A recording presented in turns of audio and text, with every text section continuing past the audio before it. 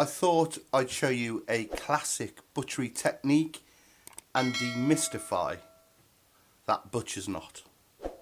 That crazy looking knot all us butchers do, tying up your roasts. Now what you need to do then to practice is get yourself a towel or a tea towel or a tin of beans. You want a knife, get on Amazon, order yourself a ball of butcher's twine. You can use it for all sorts. I think it's about 6 or 7 quid delivered, and you're ready to go. Now it looks complicated, but once you get the grasp of it, it's simple. It will just click. So what you need to do then, I'm just going to show it you from above so you get a grasp of it, is whatever you're going to use. Now the good thing about using a towel or an apron, it's got that give like meat has. So in a bowl or a container on the floor, put your string, and we get our string under it. Now, like I said, you're seeing this from above, so I won't give you any left or right directions because it won't make sense. And I know that happened really quick. But that is your butcher's knot. It's so tight, so secure.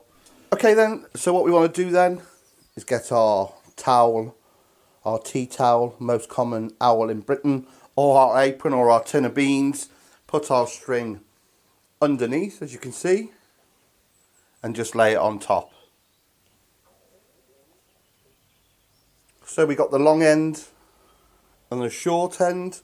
So what we need to do then, parallel, we put it to the left.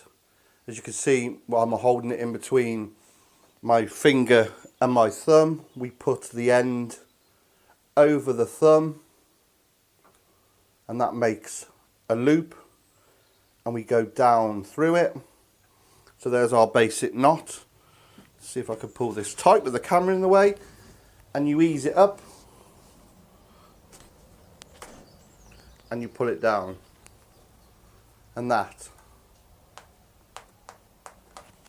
is your butcher's knot. Underneath, short bit over the top, pick it up, string to the left of the long piece like that, holding it just to the left, thumb and finger over the thumb, make a loop, put it down, put it through, pull it, put some pressure on, and then snap it down. Then you just make a loop with your thumb and 2 fingers, put it through, and that is it. Practice makes perfect. Right, let me slow that down and I'll let you get on with your day.